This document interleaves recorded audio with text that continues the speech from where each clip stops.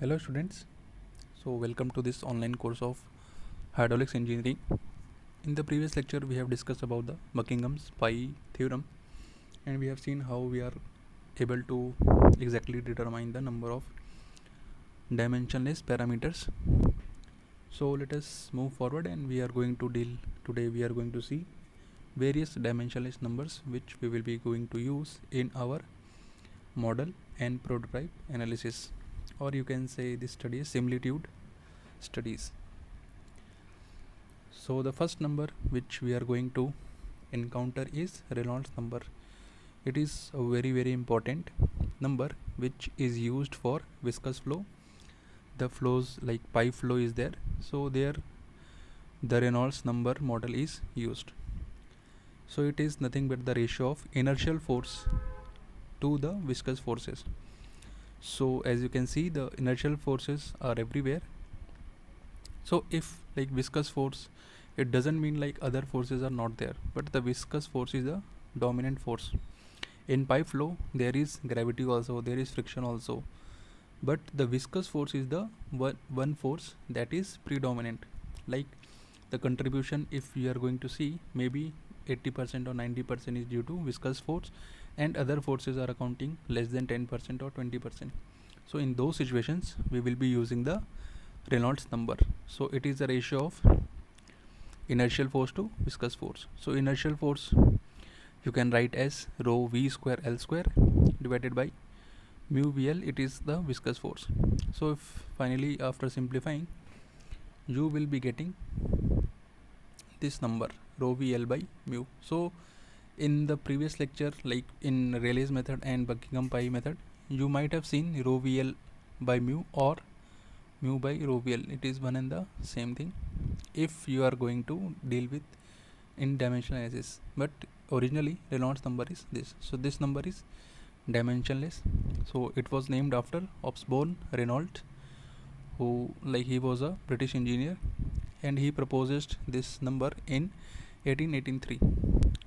The Reynolds number is always important with or without a free surface. So with free surface, that means it is like it can be open channel flow, and without free surface, that means it is a pipe flow, and can be neglected only in flow regions away from high velocity gradient in jet or wakes. So here if such type of examples are there, then you can neglect this number. So in pipe flow, say prototype model analysis, if we are going to do, then we are going to use the Reynolds model. Okay, so what is model and what is prototype, that we will be seeing in the next lecture. So let us move to our next dimensionless parameter or number, that is Froude's number. So what is this number? It is a ratio of inertial force to gravity force, but we are taking a root over it. Generally the term velocity is in square, like the inertial force is having a square term of velocity. So to make velocity as a linear quantity, we are taking the root. So in the coming numbers you will be seeing that root is taken over for this ratio. So Froude number is nothing but v divided by under root g into L. So it is named after William Froude. He was also a British and he was a naval architect. So he developed this formula with the help of his son, and they were studying a ship model towing tank concept, and they proposed similarity rules for free surface flows. So this Reynolds number and Froude number, these are the most important numbers. Like we are going to see other numbers also, but in our civil engineering these two numbers will be predominantly used. Like 99% cases you will be using, the problem will be solved with the help of Reynolds number either or by Froude's number. So if gravity forces are predominant in open channel flow, the flow is under gravity. The predominant force is gravity. The slope is provided, and the slope, like the force along slope, is component of gravity force only. So with the help of gravity the flow is possible. So here dominant force is gravity force. So that is why we are taking gravity force. Whenever gravity force is there, then we will be using the Froude number. or Froude model, if we are going to design our model with the like where the gravity force is predominant, then there we will be using the Froude model. So let us see our next dimensionless number, which is Euler's number. In like most of the cases, or generally it is also termed as pressure coefficient. So it is nothing but the ratio of inertial forces to, sorry, this is not viscous force, this is pressure force. This is pressure force. That is why it is pressure is P and it is force per unit area. So we will multiply with the area, that is nothing but L square. So after finally simplifying, you will get V divided by pressure upon density.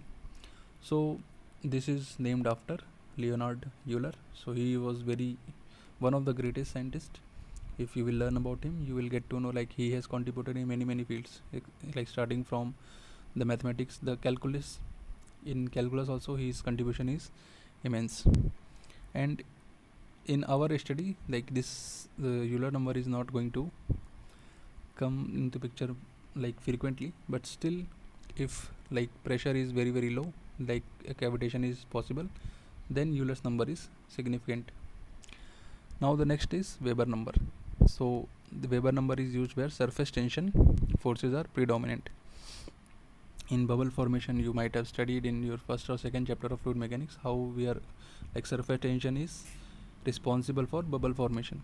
So in such type of situations, Weber number is used. So what is Weber number? It is the ratio of inertial forces to surface tension force. So finally you will be getting V divided by sigma is surface tension, which is Newton per meter, rho is density, and length is your like dimension. So it was named after Maurice Weber, and he was from Germany, Berlin, who developed the law of similitude in their modern form. So whatever we are going to study, it was developed by Weber. So he only named Reynolds number and Froude number after Reynolds and Froude. So let us see more about Weber number. The Weber number is important only if it is in order of unity or less. So, and which it is typically occur when the surface curvature is comparable in size to the liquid depth, such as in droplets, capillary flow, ripple waves, and very small hydraulic models. So bubble, we are dealing with very small models. If Weber number is very large, its effect may be neglected. And if there is no free surface, then Froude number, Euler number, and Weber number are dropped entirely, except for cavitation. If cavitation is there, then only we can use the Euler number.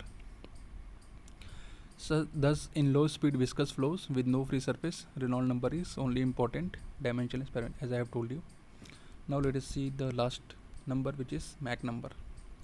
So Mach number is the inertial force to elastic force. So elastic force is nothing but K times L square. K is your elasticity constant, and generally in this case for compressible fluid, that is this K is nothing but the Young's modulus, bulk modulus. And for incompressible like fluids, K by rho is denoted by C. C is velocity of sound in that medium.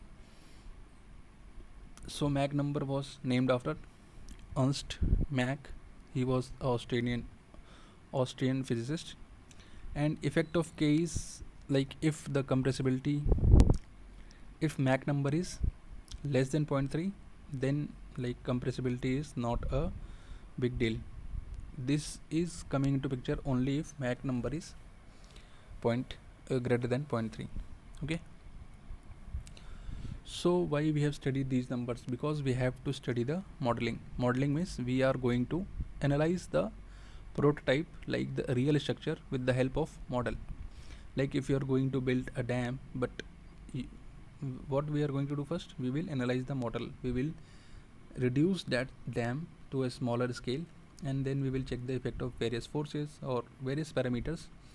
Then after studying, we are going to see like what are the flaws in this design, or if no flaw is there, then we will like move further with that design only. But if we are having some problems or some failure is occurring, then we have to change, and then we have to come up with a final solution or final design. So we have, till now we have learned about the dimensional homogeneity and pi theorem method using power product for converting a homogeneous physical relation to dimensionless form. So whatever we have seen till now, what we have done, we have converted all the parameters to a dimensionless form. So we have more or less taken for granted that the variables that affect the process can be listed and analyzed. Selection of the most important variables require considerable judgment and experience. So over a time, if you are practicing, then you will easily able to see which parameter is important, which can be neglected. So how we are going to come up with these parameters? So we must decide whether the viscosity can be neglected, if the situation is there and we are able to neglect the viscous forces are very less. So we have to check whether the viscosity is going to come in the final equation or not, its effect is that important or not. If we are able to neglect these things, then our analysis will become very easy. Are these there significant temperature effect? Temperature is effect is there. If you are dealing with in practical situation, temperature effect will be there, but whether that effect is very huge as compared to other effects, due to temperature, the developed stresses are 0.001 of the other type of stresses, then what is the need of considering that temperature effect? We can easily neglect that for our conservative design. Again, these are the question you must ask before designing the problem, or before establishing the relationship between various parameters, whether the viscosity can be neglected, are there significant temperature effects, surface tension is important or not, what about the wall roughness, if we can assume the walls as a smooth, so we can neglect the surface of roughness of the wall. So these things you must ask yourself before establishing the relation between various parameters which you have come up with after the experiment. Now each pi group that is retained increase the expense and effort required. So what we have to do, we have to reduce the pi numbers. Okay, if we are increasing pi numbers, then what we are doing, we are introducing more and more variables and we are not able to eliminate these parameters. Then only pi groups are more in more number and you have to put lot of expense and effort to establish these pi numbers. So judgment in selecting variables will come through practice and maturity. So after so many iteration and after so many relationship establishment, then you will be comfortable with selecting the variables. Then you can easily eliminate one or two of the parameters. Now once the variables are selected and the dimensional analysis is performed, the experimenter seeks to achieve similarity between model tested and the prototype to be designed. So after first thing we were concerned about to what are the parameters which are affecting our design or our model. Now after designing, after getting into all the things, what we have done, we have established the relationship. Now why we have done this? So that we can use these parameters to study our model, so that we can come up with a proper design of the prototype. So with sufficient testing, the model data will reveal the desired dimensionless function between variables. This equation you have already seen, pi1, that is our the desired parameter is clubbed with the pi1 and different other parameters are clubbed in pi2, pi3 and pi4 and so on. So the equation A, so after we are having lots of chart graphical, or these can be represented in any of the form. So after analyzing these things, either we have analyzed the charts or the graphics or the analytical form, we are in a position to ensure complete similarity between model and prototype. Now let us see what can a formal statement would be. That is, the flow conditions for a model test are completely similar if all relevant dimensionless parameters have the same corresponding values for the model and prototype. That means if pi1, we need to establish that pi1 for model is equal to pi2 pi1 for prototype, then what is the required condition, that pi2 pi3 pi4 all the pi things, pi numbers that are dimensionless numbers of model should be equal to the prototype. Okay, then only we can say if pi2 of like model is equal to pi2 of prototype and same as pi3 and pi4 and so on, then only we can say that pi1 will also be same. So you can read this like in the last line. Now after that, how we are going to achieve this like model and prototype similarity? How we are going to say that okay, pi1 of model is going to be equal to pi1 of prototype? So what is a model and prototype? Let us see with the help of this geometric similarity. A model and prototype are geometrically similar if and only if all body dimensions in all three coordinates have the same linear scale ratio. Note that all the length scale must be same. That means, let me show you. If this is some kind of sphere, okay, this is our prototype. So if we are scaling down, this is model. So each and every parameter, this is sphere, so it is quite easy. So let us see, some boat is there, okay. If this is our boat, so if we are reducing this to model, this is prototype, so each and every parameter in all three directions should be same. That means length of model to the length of prototype should be equal to length ratio. This is LR, which is scale ratio, and same as width and same as height. So this condition must be satisfied, then only we can say that model and prototype are geometrically similar. Clear?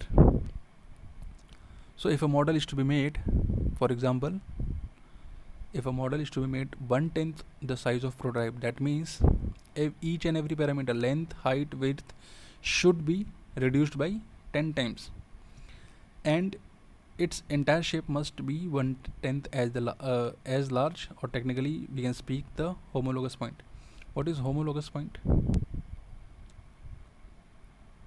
Let us say these are 2 points, A and B. Okay, so these are A and B. So this was our prototype. Now model is there, so this is A dash and this is B dash. So this relative position and this relative position, this should also be in the same ratio as LR. I hope now this is clear. Each and everything will have to be in same proportion. Okay, so geometric similarity requires that all homologous points related by the same linear scale ratio. This applies to the fluid geometry as well as the model geometry. All angles are preserved in geometric similarity. All flow direction are preserved. The orientation of model and prototype with respect to the surrounding must be identical. So each and everything, whatever it is, if it is related to some kind of geometrical interpretation of the model or prototype, they should be same. They should be exactly same. If this is satisfied, then only we can say, okay, this model and prototype are geometrically similar. Now second type of similarity is kinematic similarity. So as the name is suggesting, some kind of kinetic parameters are we are going to take as our like for scale ratio. So kinematic similarity requires that the model and prototype have the same length scale ratio and the same time scale ratio. Then only we can say that these are both same. So for kinematic similarity, geometric similarity is a must situation. So length and time, we can relate this with velocity. So the result is that velocity scale ratio for model and prototype should be same. The motions of two systems are kinematically similar if homologous particles lie at homologous point have same homologous times. So again, if a point A in model and point 2 move to point B, if in model it is taking at 10 seconds and the model is scaled down to 1/10, TR is 1/10. That means in model that A point should take only 1 second to reach the point B. In simple words we can say like that. So length scale equivalence simply implies geometric similarity, but time scale equivalence may require additional dynamic consideration such as equivalence of Reynolds and Mach number, that we will be seeing in the numerical problems. If frictionless flows with free surface kinematically similar, then Froude number must be equal. So if frictionless flow is there and we need to have a kinematic similar model, then we have to take into consideration Froude law. That is, model's Froude number should be equal to prototype's Froude number. In other words, you can say that the Froude number for model should be equal to Froude number of prototype. Now the third type of similarity is dynamic similarity. Dynamic similarity exists when the model and prototype have same scale ratio, time scale ratio and force scale ratio. That means if we want to have a dynamic similarity between model and prototype, we must have like length, that means the geometric similarity, and the kinematic similarity. These are must. Again, the geometric similarity is the first requirement. Without it, we cannot proceed further to our kinematic similarity. Then dynamic similarity exists simultaneous with kinematic similarity if the model and prototype force and pressure coefficients are identical. So if these force and pressure coefficients are identical, then only the kinematic similarity can be clubbed with dynamic similarity.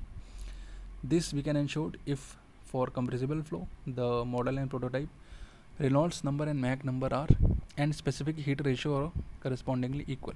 So, and if the flow is incompressible, that means density is not going to change. With no free surface, model and prototype Reynolds numbers are same. With free surface, model and prototype Reynolds number, Froude number and Weber number, if cavitation is there, then they will be equal. So these things will be more clearer to you in the coming lecture if we are going to see the numericals. Now mathematically, Newton's law for any fluid particles requires that the sum of pressure force, gravity force and friction force equal the acceleration term, or that is, in simple words, we can say inertial force. The dynamic similarity laws listed above ensure that each of these forces will be in the same ratio and have equivalent direction between model and prototype. So all these forces should be like, if these are 10 10 10, that means in model, if it is 1/10 model, then every force should be reduced to 1 1 1. Okay, so then only we are having a dynamic similarity. So if a model is having the all three similarity, okay, then we can say that model and prototype are completely similar. Complete similarity we can get only if it is geometrically similar plus kinematic similarity is there and dynamic similarity is there. So if all three similarities are existing, then only we can say the model and prototype are like, model is completely similar to its prototype. So in the next lecture we are going to solve some problems based on these concepts, whatever we have discussed now. So this is all for today. Thank you.